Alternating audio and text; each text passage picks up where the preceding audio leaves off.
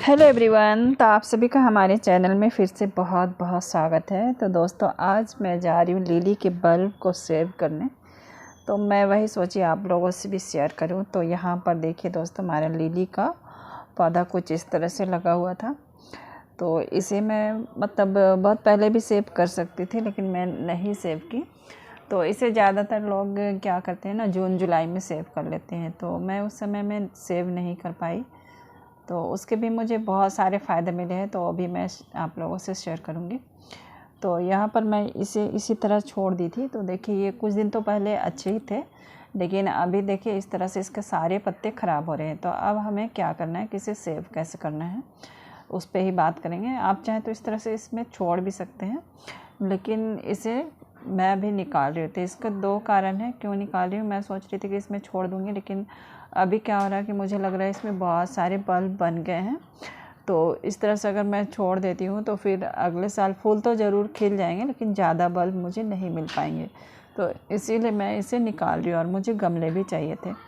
तो चलिए, मैं अभी आप लोगों को निकाल के दिखाती हूँ कि इसे हम लोग कैसे मतलब सेव करेंगे। और जब मैं इतना देर से निकाली हूँ तो उसका मुझे कोई फ़ायदा भी हुआ है, तो वो भी मैं बताऊँगी इसके क्या फ़ायदे हुए हैं। तो ज़्यादातर इसे जून जुलाई में ही सेव कर लेना चाहिए, और नहीं किया है तो भी अच्छा ही है। तो आपको बहुत सारे इसके फ़ायदे मिलेंगे अगर आपने लेट से सेव किया है। तो यहाँ पर देखिए दोस्तों, हमने इस पौधे को निकाल लिया है, और इसमें मैं कहूँ तो इसमें फूल सिर्फ एक ही बार आते हैं। मेरे ग्राउंड गार्डन में भी बहुत सारा है, तो सिर्फ एक ही बार फूल आते हैं, बार बार फूल नहीं आते हैं। बस एक बार खिल जाएंगे, उसके बाद ये इसी तरह पड़े रहते हैं। तो लेकिन ये क्या करते हैं, अगर आप उस समय फूल खिल गया उसके बाद आप निकाल लें, और अगर उस वक्त नहीं निकाले हैं तो भी कोई फ़र्क नहीं पड़ता है। तो उससे एक फ़ायदा क्या होगा कि ये आप एक बल्ब से और ज़्यादा बल्ब बनाते रहेंगे। तो आपको क्या होगा कि थोड़े कम बल्ब में ही आपको ज़्यादा बल्ब मिल जाएगा। और अगर फूल खिलने के तुरंत बाद निकालेंगे तो फिर आपको बल्ब ज़्यादा नहीं मिलेगा, बस जो लगाए थे वही मिलेगा। तो अभी देखिए दोस्तों, जो मैं इसमें सिर्फ 4 बल्ब डाली थी, और अभी देखिए इसमें कितने सारे बल्ब दिखाई दे रहे हैं। मुझे तो लग रहा था पूरा गमला ही भरा हुआ था, और अभी मैं अलग करके दिखा रही हूँ। और बल्ब का साइज़ भी देखिए बहुत बड़ा हो गया है, काफ़ी बड़े बड़े हो गए हैं। और मैं जब लगाई थी तो इतने बड़े बड़े नहीं थे, और देखिए बहुत सारे छोटे छोटे बल्ब भी बन गए हैं। तो इस तरह से हमें क्या हुआ कि अगर फूल तो एक बार खिल गए, लेकिन हमें क्या हुआ कि बहुत सारा बल्ब मिल गया अगर मैं देर तक इसे छोड़ दी तो। और अगर उसी समय जून जुलाई में निकाल दी तो मुझे इतने सारे बल्ब नहीं मिलते। तो मुझे इसका काफ़ी अच्छा फ़ायदा हुआ। तो मुझे नेक्स्ट ईयर बहुत सारे पौधे इससे मिल जाएंगे। और देखिए, एक ही बल्ब में बहुत सारे छोटे छोटे बेबी बल्ब भी बने हुए हैं।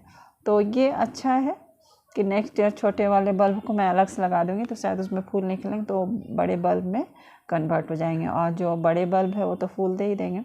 तो इसे देखिए हमने सारा ही निकाल लिया है, और आप देख ही सकते हैं कि काफ़ी बल्ब है इसमें। अभी मैं दिखाती हूँ कितने सारे हैं। मुझे लगता है कम से कम तो 11-12 तो होंगे। तो अभी देखिए 3 हो गया, 4, ये हो गया 5। सब में छोटे छोटे बल्ब भी लगे हुए हैं। 6, 7, 8, 9, 10, मतलब छोटे छोटे भी हैं, लेकिन मुझे काफ़ी बड़े बल्ब मिल गए हैं। अगर छोटे बड़े सब को हों तो कम से कम 20 है, और 6 बल्ब तो मुझे अच्छे खासे बड़े मिल गए हैं सिर्फ 4 से।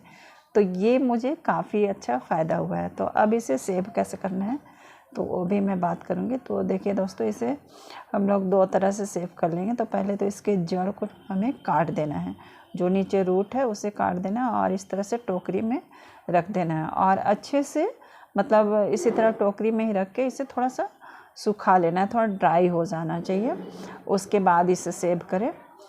तो देखिए, इसे इस तरह से रूट को काटना है, और उसके बाद खुली हवा में ही इसे सेव करना है, धूप में भी नहीं रखना है।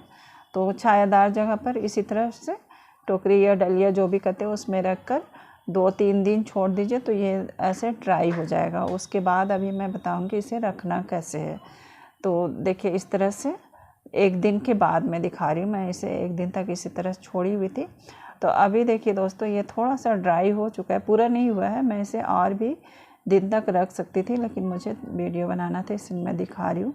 तो यहाँ पर देखिए, अगर आप चाहें तो छोटे छोटे सारे बल्ब को अलग कर लीजिए और जो बड़े बल्ब है वो अलग रह जाएंगे। तो इस तरह से करके और इसे अच्छे से ड्राई होने देना है। उसके बाद इस तरह से हमें पेपर ले लेना है, न्यूज़पेपर, और उस पर भी जब ये थोड़ा ड्राई हो जाए 3-4 दिन तक इस तरह से खुली हवा में रख दें। उसके बाद ये थोड़ा सूख जाए तब उसे इस तरह से रखना है। और इसके ऊपर एक चीज़ और क्या करना है कि ये है राख।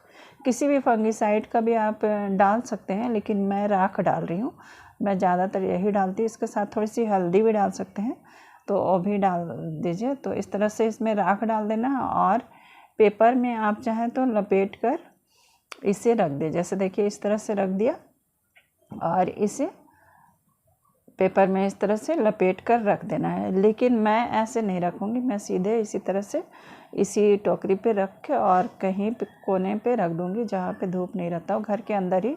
तो इसे समझिए जैसे प्याज रखते ना, उसी तरह रखना है। और एक गलती बिल्कुल भी ना करें कि इसे प्लास्टिक की पॉलीथीन या प्लास्टिक में कभी भी नहीं रखें, तो इससे पूरा बल्ब सड़ जाएगा। क्योंकि मैं पिछले साल ये गलती की थी और मेरे कुछ बल्ब ख़राब हो गए थे, मतलब बेकार ही हो गए थे। मैंने उसे प्लास्टिक में अच्छे से बंद करके रख दिया था, तो वो मेरे बेकार हो गए थे। इसीलिए आप ऐसा नहीं करें। और ये बल्ब मैं इसी तरह से टोकरी में भी रखी थी, तो मेरे वो अभी तक बहुत अच्छे हैं और पूरे 1 साल से पड़े हुए हैं, कोई भी ख़राब नहीं हुआ है। तो बस इतनी छोटी सी जानकारी थी, आज के लिए इतना ही दोस्तों। फिर मिलते हैं दूसरी वीडियो में, तब तक के लिए बाय। वीडियो अच्छी लगे